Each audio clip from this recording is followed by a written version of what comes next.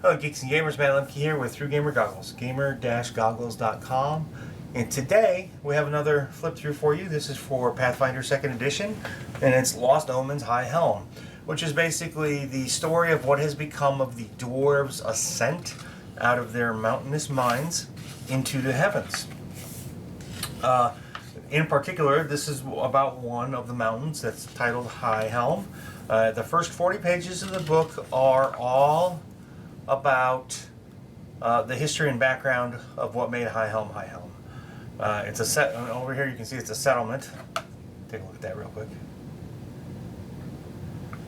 It's a metropolis. It's a settlement with a population of 41,000, mostly dwarves, and it's a metropolis. I already said it's a metropolis. And basically, it's lawful neutral, which, well, is about obsolete. I'm gonna miss alignment, to be honest. I thought it was a good tool, even though it wasn't used the way it was originally intended, so probably time for it to go anyway. So Highhelm has basically 4 levels to it. The lowest level is the depths, which is where kind of your rabble-rousers, your thieves, and your shady dealings happen. I'm sure they happen everywhere else. And then you have Stone Breach, which is the only level that is open to the outside world, at least, you know, publicly known. I don't see anything, you know, there was nothing that I read in the book about secret passages or anything, or secret entrances, but you can see here that the King's Crown has access to get outside to the world. And then you have the King's Heart, which is, this is probably where the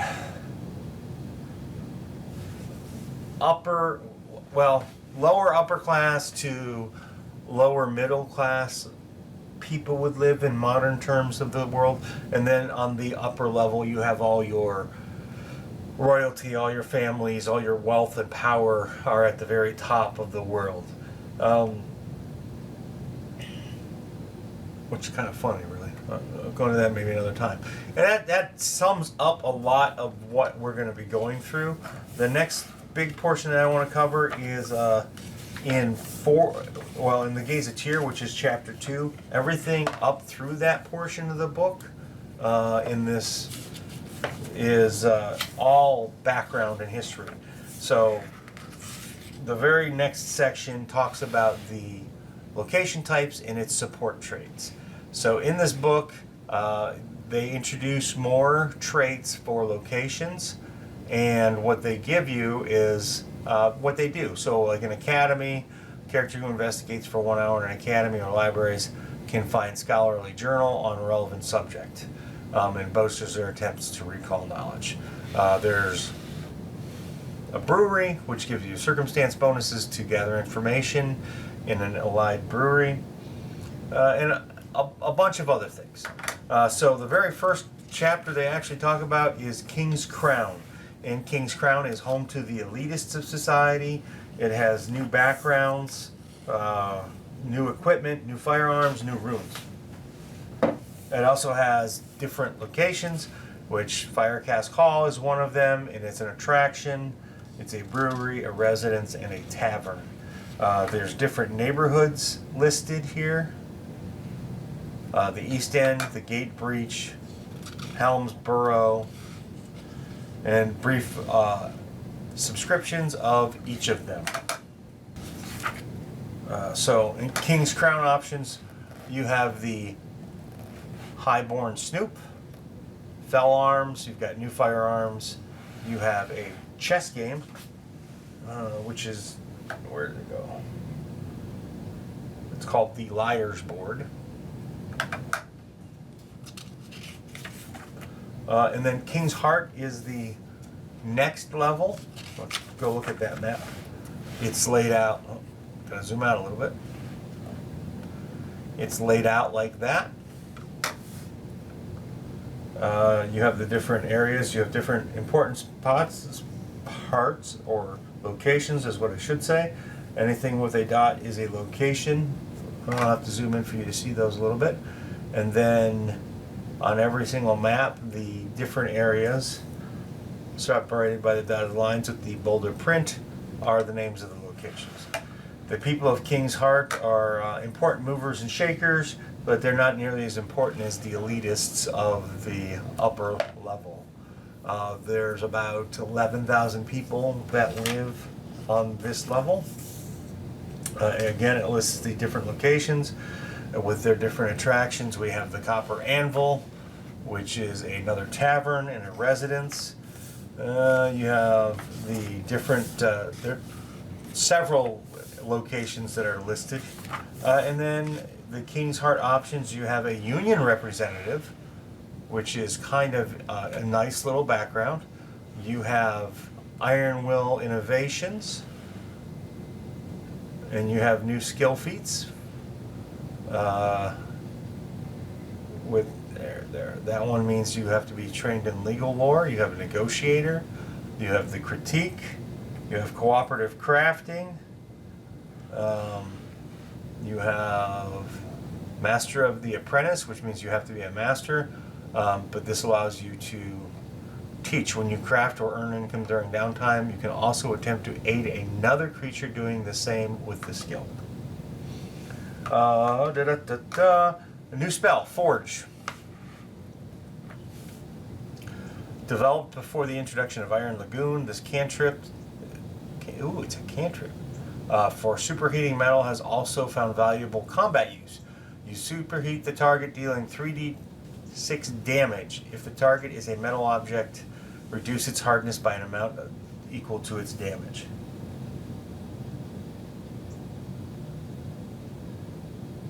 And the damage increases by 2d6, heightened +1. Interesting. They introduced some new recipes. They have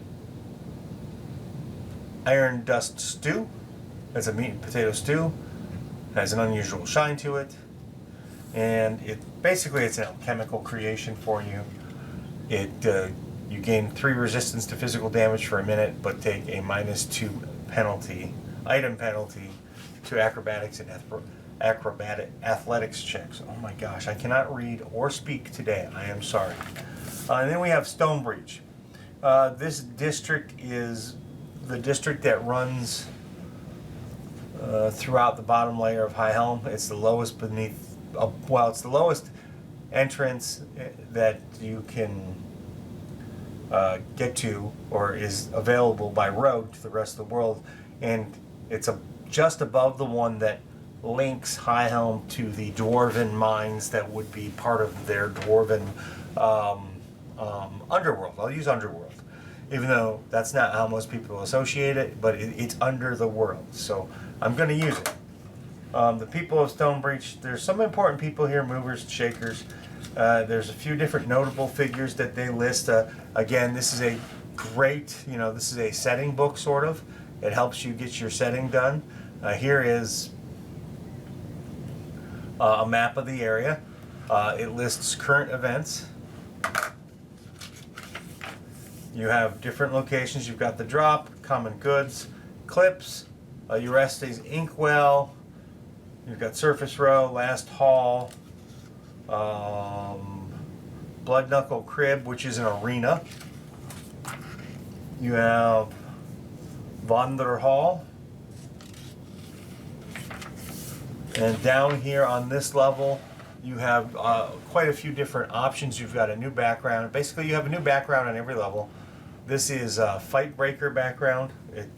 They're focusing on the arena. You have some alchemical items or food items. You have Bloodhammer Reserve, which is basically you drink it, and after drinking the brew, you transform into an animal. Oops, let me do that. It sounds like it's a lot of fun.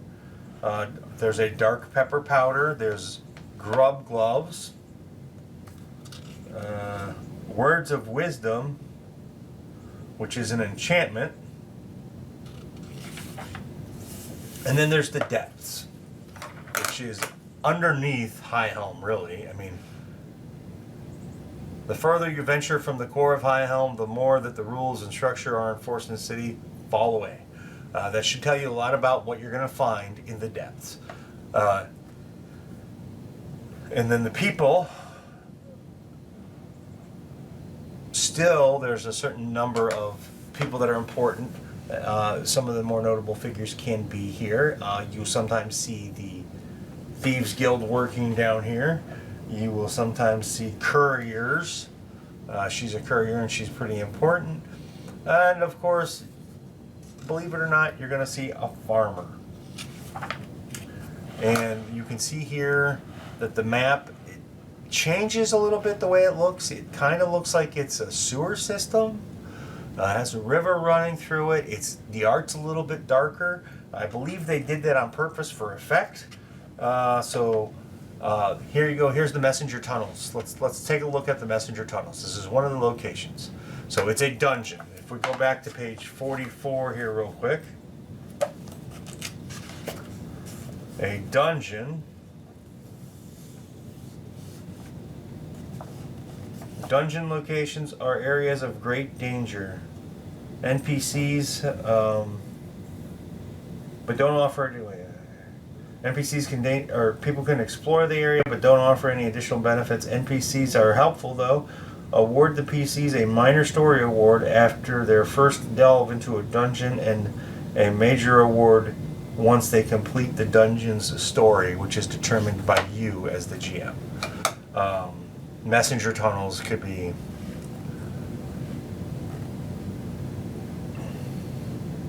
quite fun. So let's see here. Messenger tunnels here though, however, the secret or the story is already kind of in here. So it said speedy runners can take a message from the tip of King's Crown to the outskirts of the depths in just a few minutes. However, knowledge of the tunnel system is a closely guarded secret. Head messenger Erna Brunthrick is the only one with access to a full map of the network. Because the messenger tunnels make use of some natural passageways, it's easy to end up far from the city. This risk doesn't deter everyone, however, though Erna and the Messengers Guild have a regular presence at the tunnel hub in the depths. There are too many entrances around the city for her guild to watch and guard them all. Smugglers and merchants, opportunist merchants, use them basically to sway their power. I made that up. Well, not all of it. You saw what I read. So the backgrounds and stuff that are in here. Oops. I went too far. Or did I? There we go. Right. Ooh. There aren't. I thought there was. I thought there was some in every one. And then it talks about the Five Kings Mountains and the culture of the Five Kings Mountains.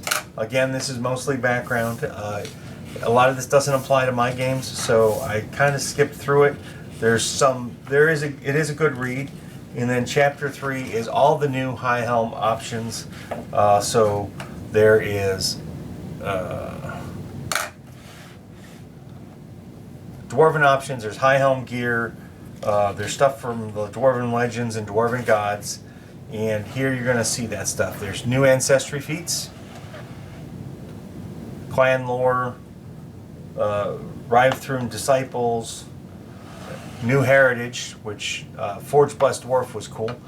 You are from a family of Highhelm that venerates a particular dwarven deity above all others. Your birth was blessed by your family's patron deity.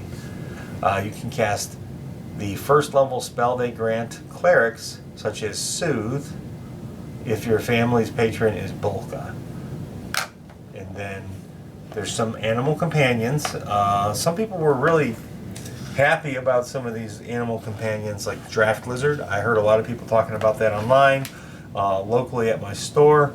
And then we get the Stalwart Defender, which a lot of people were happy about.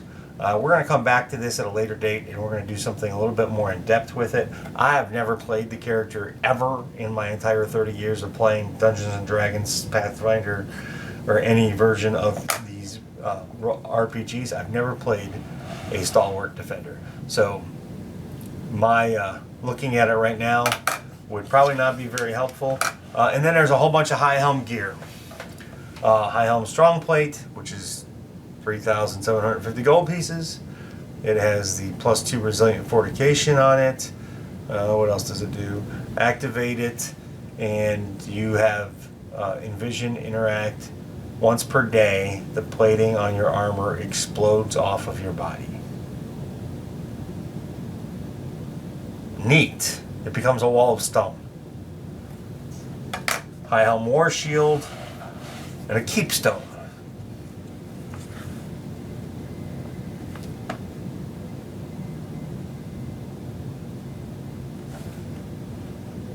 Why not call it a deep stone?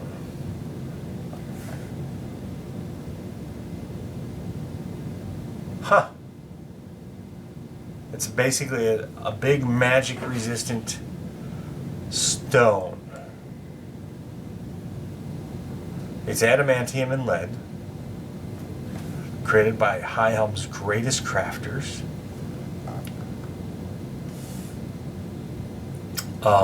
And then you can make it into other items. And it absorbs magic. That's pretty cool. Or absorbs, maybe it dissipates. Well, here's a keepstone shield. Let's take a look at that.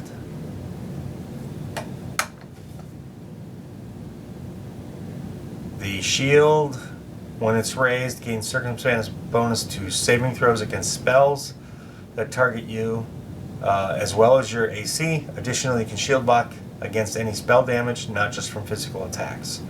That's pretty cool. That's really cool.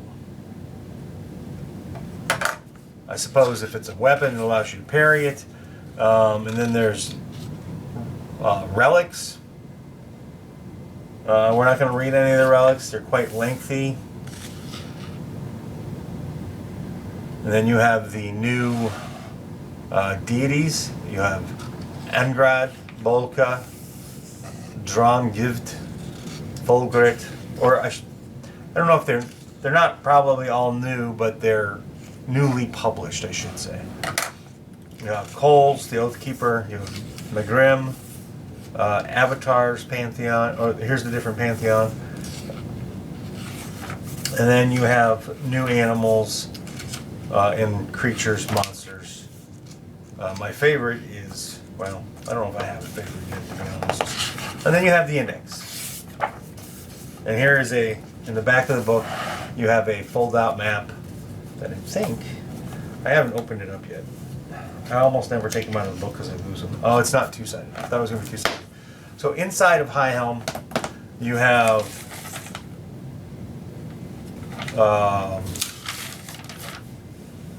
138 pages that describe the history of Highhelm, what is currently going on in Highhelm within the current timeline of Lost Omens, different backgrounds, ancestries. The Stalwart Defender is here, and new weapons, artifacts, and creatures. So it has a price point of $44.99. I think it's really worth it. It's kind of fun. I don't really play a lot of Dwarves personally, but I like the story and the way they built this book up, and how they did the top-down approach for the hierarchy of society. And there's a lot of good material in here that you can use for world building with the addition of the extra traits for locations. So thanks for watching, guys. This has been a flip through with Matt Lemke from Through Gamer Goggles, gamer-goggles.com. Hey, let me know what you guys think in the comments. Let me know if these are in depth enough for you, or if I should just go to a full-blown review. Thanks for watching. Have a great day. Hi guys, meet the Nibbles, who's gonna go down. She just decided not to go down my back, so we'll do this for her so she's comfy. Thanks for watching my video, and I appreciate it. Please hit the like button and share it if you know somebody who might be interested. And of course, there's always Twitter and the Facebook thingy, and soon I have a newsletter coming. That'll be down there or in a link below, and my kitty cat loves that idea. So anyway, there was one more thing. Oh yeah, subscribe. Be a part of my community, our community. Let's make it grow together. See you guys at a con somewhere, or a local store, or if I'm driving through the country, maybe a game club. I don't know, you're not going to go knock down my camera. Bye guys.